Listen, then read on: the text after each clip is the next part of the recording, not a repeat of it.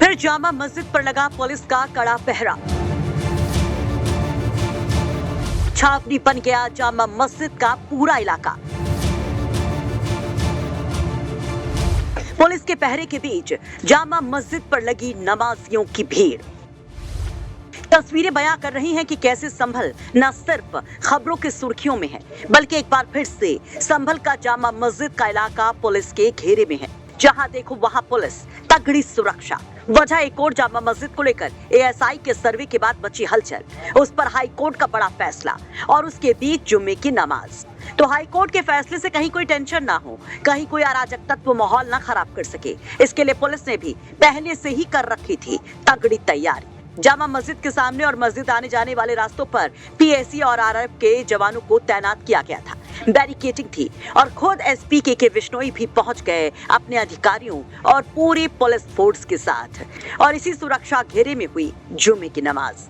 संभल की जामा मस्जिद की रंगाई पुताई का मामला हाई कोर्ट में पहुंचने के बाद जब आज हाई कोर्ट में इस पूरे मामले की सुनवाई हुई तो हाई कोर्ट की तरफ से एएसआई की स्टेटस रिपोर्ट के आधार पर कहा गया कि फिलहाल जामा मस्जिद के अंदर कोई रंगाई पुताई की जरूरत नहीं है, बल्कि अगर कोई सफाई होगी तो वो भी एएसआई की निगरानी में होगी, और मुस्लिम पक्ष अगर इस पर कोई ऑब्जेक्शन फाइल करना चाहता है तो उसको मंगलवार तक का समय दिया गया है।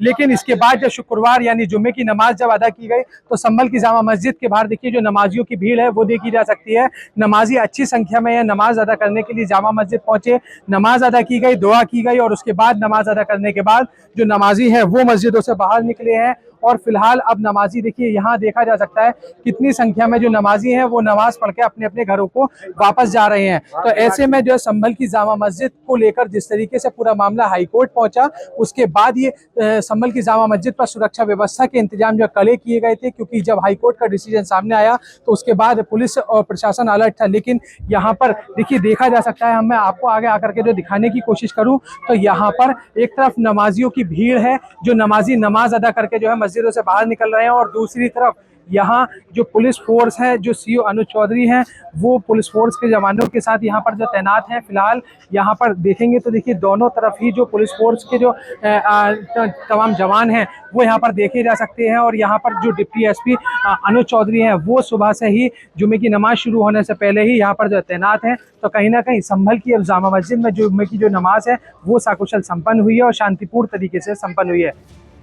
वे जामा मस्जिद ही नहीं, हाई कोर्ट के फैसले को देखते हुए संभल के सभी संवेदनशील इलाकों में भी पुलिस फोर्स की तैनाती की गई है। अब जान लीजिए कि वो मामला क्या है जिस पर हाई कोर्ट का बड़ा फैसला आया, और ये बड़ा फैसला भी क्या है।